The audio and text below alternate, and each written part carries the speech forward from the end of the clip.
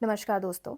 इस वीडियो में हम बात करने वाले हैं ब्रेकआउट्स के बारे में कि ब्रेकआउट्स होते क्या हैं। हमने बड़े सारे जो भी हम वीडियो देखते हैं या हम एनालिसिस की वीडियो देखते हैं या फिर हम कोई कोर्स ज्वाइन करते हैं या कुछ करते हैं तो हम वहाँ पे बड़ी बार ये शब्द आता है ब्रेकआउट कि ब्रेकआउट हुआ है, इसका ब्रेकआउट हुआ है, रिजल्ट अच्छा आया है तो इसको ब्रेकआउट मिला है या साइडवेज मार्केट है तो इसका ब्रेकआउट का टाइम आएगा। तो ब्रेकआउट बेसिकली होता क्या है? जब तक हम इस चीज़ को नहीं समझेंगे कि क्या होता है और किन पॉसिबल सिनेरियोज में ब्रेकआउट हो सकता है, तो हम ये नहीं समझ पाएंगे कि किस किस तरीके का ब्रेकआउट होता है, उसको पहचानना कैसे है और उसके ऊपर हमें ट्रेड किस तरीके से लेना है। तो पहले ये समझते हैं कि ब्रेकआउट होता क्या है।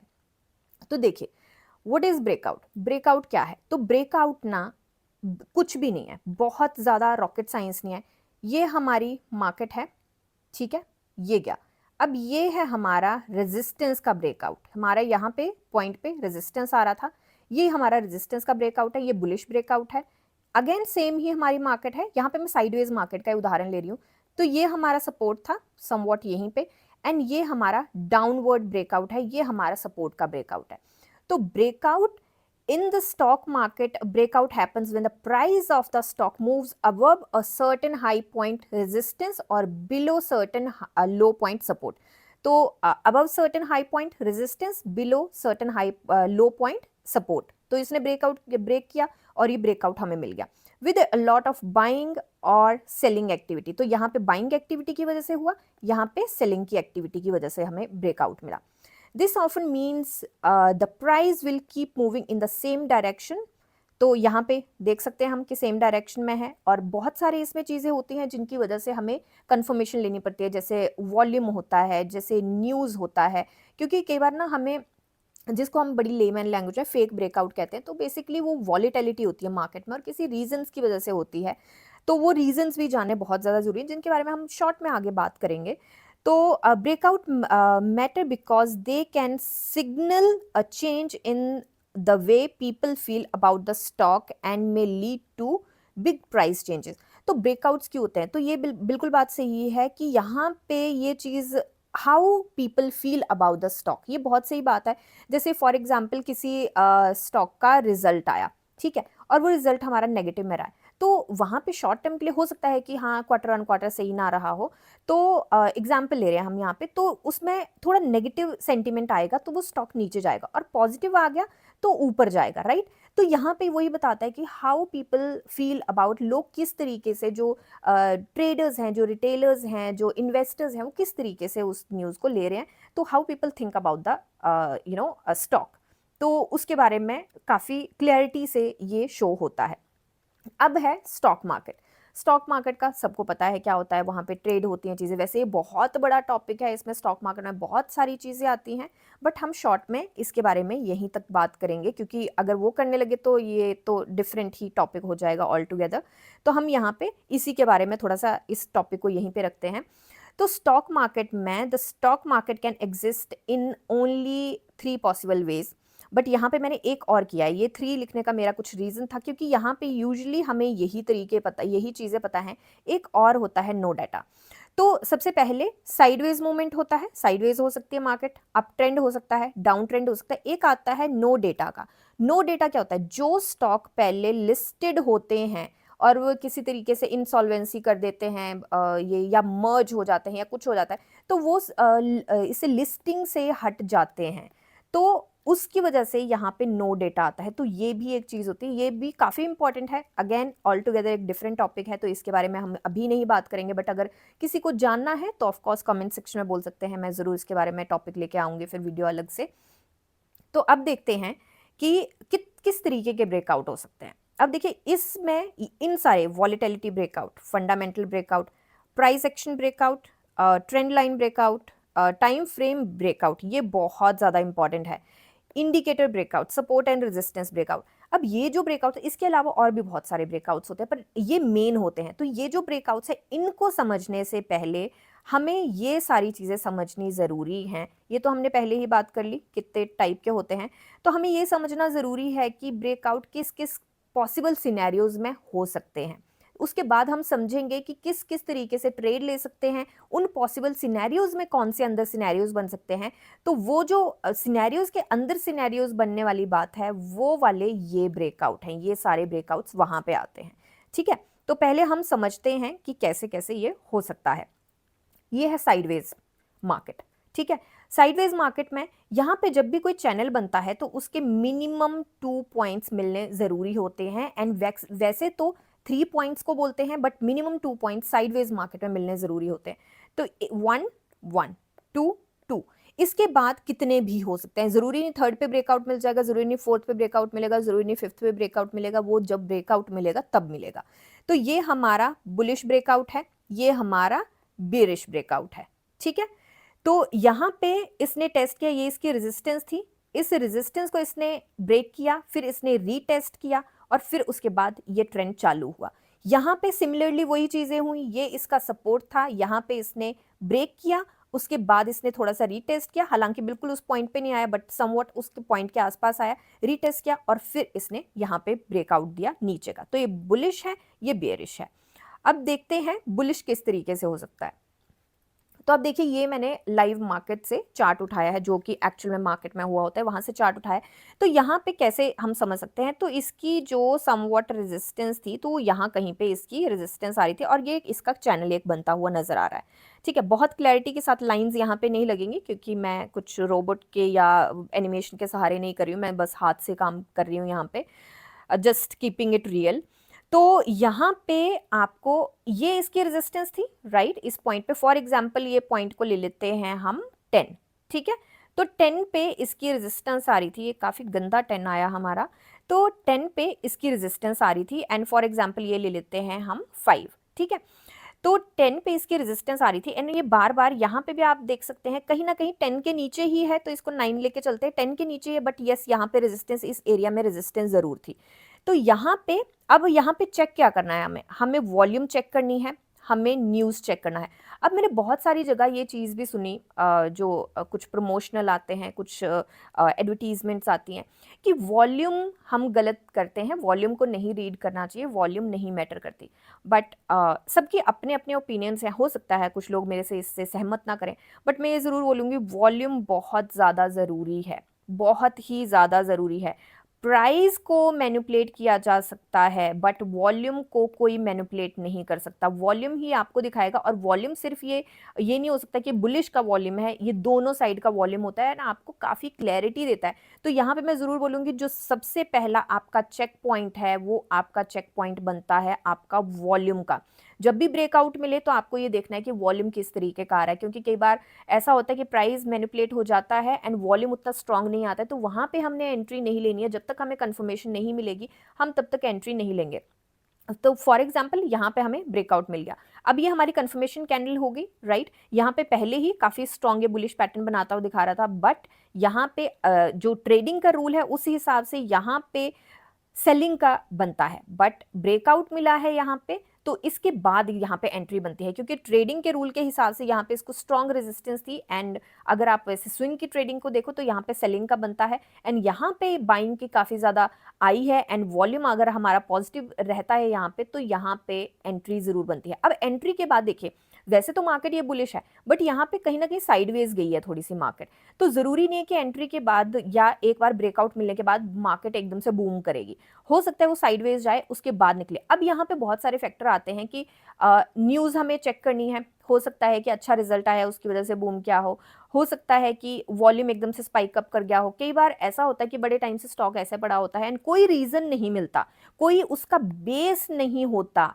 उसके ब्रेकआउट का, तो वहां पे भी हमें एंट्री नहीं करनी है। जब तक हमें स्ट्रॉन्ग रीजन, स्ट्रॉन्ग बेस नहीं मिलता है, तो मैनिपुलेशन में हमें नहीं फंसना है। ठीक है, तो अब यहाँ पे आप एंट्री कर सकते हैं, ये जो पॉइंट है, इस पॉइंट पे हमें कंफर्मेशन मिल गई, यहाँ पे आप एंट्री कर सकते हैं, एंड उसके बाद शॉर्ट टर्म, लॉन्ग टर्म, वो आपकी चॉइस है, वो हम जो हमारे टाइम फ्रेम ब्रेकआउट होंगे उनमें डिस्कस करेंगे, क्योंकि पहले ये समझना जरूरी है, तभी हमें वो सारे volatility, fundamental, time frame, indicator, वो सारे ब्रेकआउट समझ आएंगे। ठीक है, अब चलते हैं बियरिश पे।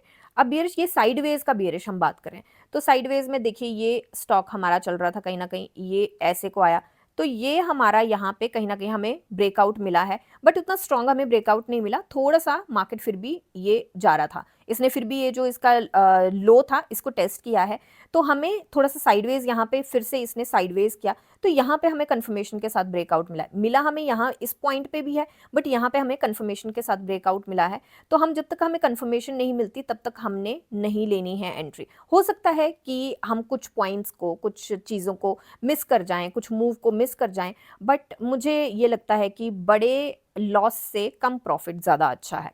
तो ठीक है, तो अभी नेक्स्ट देखते हैं। तो यहाँ पे हमें ब्रेकआउट मिला, ये काफ़ी हमें लॉन्ग कैंडल मिली बेरिश, तो इस कैंडल पे हम एंट्री बनाएंगे एंड वो जब तक हमें ट्रेंड रिवर्सल का नहीं मिलती है इंडिकेशन तब तक हम इसी में रहेंगे। और ट्रेंड रिवर्सल के लिए कैंडलस्टिक पैटर्न के ऊपर मैंने वीडियोस बनाई हैं, उनका लिंक मैं कमेंट उसमें डिस्क्रिप्शन में दे दूंगी, आप वो पढ़ सकते हैं, उससे काफ़ी क्लैरिटी मिलेगी कब एग्जिट करना है, कब एंट्री करनी है, बेरिश में भी एंड बुलिश में भी, शॉर्ट में भी एंड लॉन्ग में भी। ओके, तो नेक्स्ट है अप ट्रेंड ब्रेकआउट। अब देखिए यहाँ पे स्टॉक जो था यहाँ से आया, यहाँ गया, यहाँ से आया, यहाँ गया, यहाँ से आया, यहाँ गया, ब्रेकआउट मिला इसको। तो ये ट्रायंगल पैटर्न भी हमारा यहाँ पे बना रहा है एंड ये स्टॉक जो है अप ट्रेंड में था। तो यहाँ पे आप देख सकते हैं क्लियर यहाँ पे अप ट्रेंड हमें बनता हुआ दिखाई दे रहा है, राइट। तो ये स्टॉक अप ट्रेंड में था, यहाँ पे इसका ब्रेकआउट पॉइंट यहाँ पे बनता था क्योंकि ट्रायंगल बना है, हमारे ये डॉट्स कनेक्ट हुए हैं यहाँ पे, तो यहाँ पे ब्रेकआउट बनता था। वॉल्यूम अगर अच्छा आया और न्यूज़ एंड बाकी सारी चीज़ों की हमें कंफर्मेशन मिलती है तो यहाँ पे हमारा एंट्री पॉइंट है एंड मार्केट ऊपर गई है।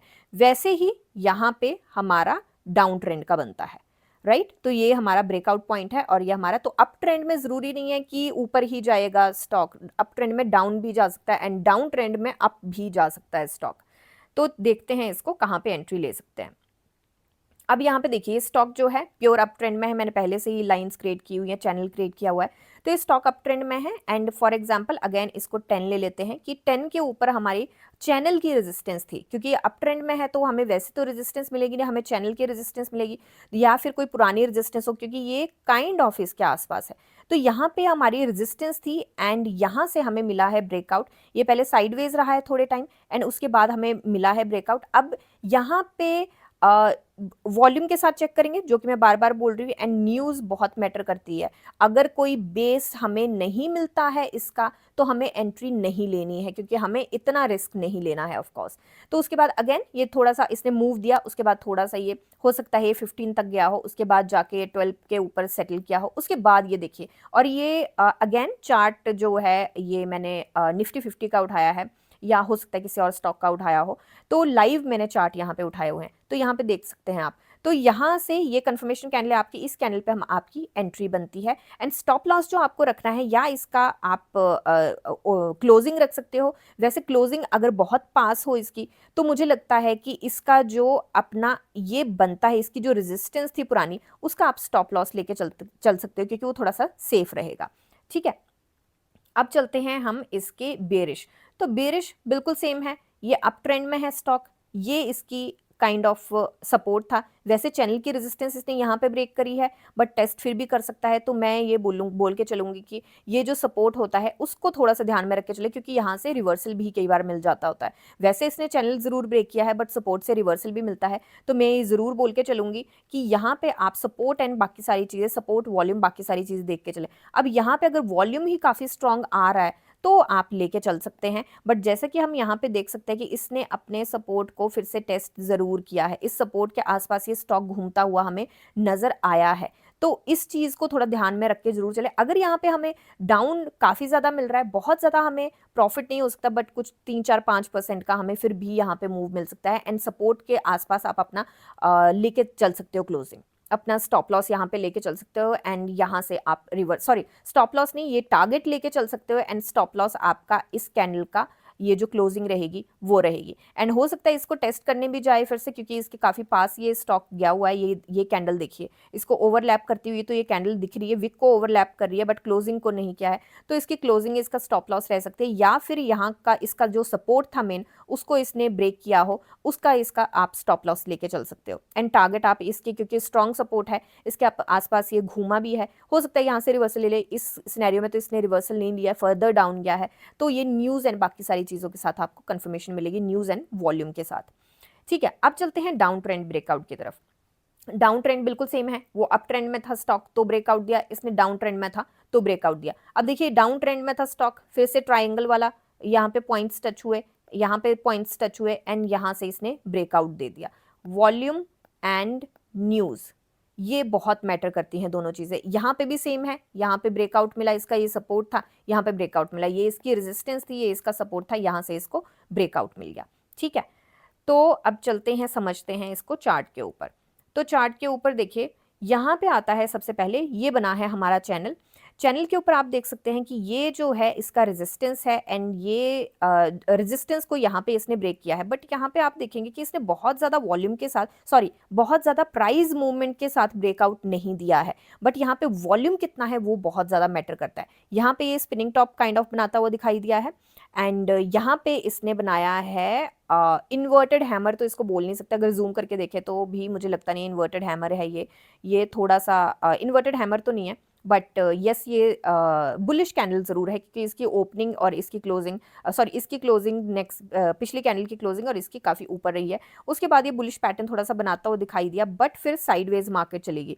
तो यहाँ पे इसके सपोर्ट का मैटर बहुत करता है कि सपोर्ट कहाँ पे इसका। तो ये देखिए इसका सपोर्ट था ये, जो कि रेजिस्टेंस बनी, तो रेजिस्टेंस के ऊपर ही ये सस्टेन कर रहा है। तो अभी मुझे कोई इंडिकेशन नहीं मिल रही कि इसे वापस निकलना चाहिए, एग्जिट करना चाहिए। और स्टॉप लॉस आप यहाँ पे किसका ले सकते हैं, तो यहाँ पे ब्रेकआउट हमें मिला इस कैंडल पे ब्रेकआउट मिला, हालांकि बाहर सस्टेन नहीं किया, तो हो सकता है इस कैंडल पे ब्रेकआउट आप ले सकते हैं। ये कैंडल 1 है, कैंडल 2 है, कैंडल 2 के बाद कैंडल 3 पे हम ले सकते हैं एंट्री एंड उसके बाद हमें थोड़ा सा डाउन मूव मिला है, बट कोई इंडिकेशन ऐसा हमें मिली नहीं है। अब वॉल्यूम को देख के ही ऑफ कोर्स ये कंफर्मेशन मिलेगी, तो इंडिकेशन कोई ऐसा निकलने की मिली नहीं। उसके बाद मार्केट निकली है और उसके बाद फिर से डाउन मूव आया है, उसके बाद फ्लक्चुएशन काफ़ी हमें मिली है एंड काफ़ी ज़्यादा अप मूव हमें यहाँ पे देखने को मिला है।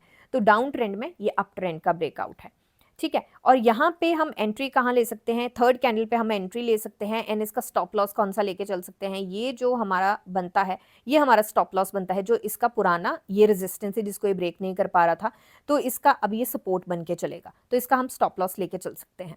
अब डाउन ट्रेंड में चलते हैं बेरिश के ऊपर, ये तो था बुलिश। अब बेरिश में देखिए ये इसका सपोर्ट था, सपोर्ट को इसने बहुत स्ट्रांग मूव के साथ, यहाँ पे प्राइस का मूव है, बहुत स्ट्रांग प्राइस के मूव के साथ इसको ब्रेक किया था। तो इस कैंडल पे हमारी बनती है एंट्री एंड ये काफ़ी स्ट्रांग कैंडल है, तो हमारी जो इसकी स्टॉप लॉस रहता है यहीं पे, इसका जो सपोर्ट है वहीं पे रहता है। हो सकता है टेस्ट करने भी जाए, ये इस सिनेरियो में तो नहीं गया है, बट टेस्ट करने ऑफ कोर्स जा सकता है। तो यहाँ पे स्ट्रांग डाउन मूव मिला है, हो सकता है इसका रिजल्ट गंदा आया हो, तो यहाँ पे रिजल्ट क्या आ गया, न्यूज़ आ गई, राइट, न्यूज़ आ गई। वॉल्यूम को हमें चेक करते ही रहना है कि कैसे होगा। तो इस कैंडल पे आप एंट्री ले सकते हो, यहाँ पे आप स्टॉप लॉस लेके चल सकते हो। जो इसका नेक्स्ट सपोर्ट होगा, या आप पिवट पॉइंट्स लगा सकते हो, जो इसका नेक्स्ट सपोर्ट होगा वो इसका आप टारगेट लेके चल सकते हो। तो ये हैं हमारे जो मेजर हैं। अब इसके बारे में आपके कोई भी क्वेश्चंस होंगे तो या आप मुझे कमेंट सेक्शन में बोल सकते हैं या आप मुझे ईमेल कर सकते हैं, ईमेल उसमें दी हुई है। एंड कोई भी ऐसा टॉपिक है जो आप चाहते हैं मैं वीडियो बनाऊं, इसके बाद जो वीडियो आने वाली है आई थिंक वो आ जाएगी जल्दी ही, ऑलमोस्ट दैट इज़ डन। तो उसके बाद इनके बारे में वीडियो आने वाली है एंड उनमें कितने होंगे, ये टाइम फ्रेम ब्रेकआउट जो है वो उसमें कवर्ड नहीं होगा, क्योंकि ये जो है ये एक ऑल टुगेदर बहुत बड़ा और बिल्कुल अलग टॉपिक है। ये जो है इनको पहले समझना बहुत ज़्यादा ज़रूरी है, क्योंकि ये समझ आ गए तो उसके बाद ये जो है, ये आप बोल सकते हैं कि बहुत एडवांस वर्जन है। उसके बाद ही ये सारे इन सबको ये this is like you can say कि पापा ब्रेकआउट स्ट्रेटजी है ये। तो उससे पहले ये सारे ब्रेकआउट हमें समझने बहुत ज़्यादा ज़रूरी हैं। बेसिक हमने इस वीडियो में समझ लिया है, ये ब्रेकआउट उसके बाद अगर हम समझ गए, और कैंडलस्टिक पैटर्न की वीडियो मैं डिस्क्रिप्शन में ऑलरेडी दे चुकी हूँ, तो वो आप देख सकते हैं जाके। उसको कैंडलस्टिक पैटर्न, ये वाले जो ब्रेकआउट्स हैं, ये स्ट्रेटेजी समझ के उसके बाद टाइम फ्रेम ब्रेकआउट लगा के मुझे लगता है बहुत ज़्यादा ईजी हो सकता है उसके बाद ट्रेड लेना। ठीक है, तो कोई भी क्वेश्चंस होंगे, कोई भी कुछ होगा तो आप मुझे कमेंट सेक्शन में बोल सकते हैं, ईमेल कर सकते हैं एंड मिलते हैं नेक्स्ट वीडियो में। तब तक के लिए शुक्रिया, हैप्पी इन्वेस्टिंग।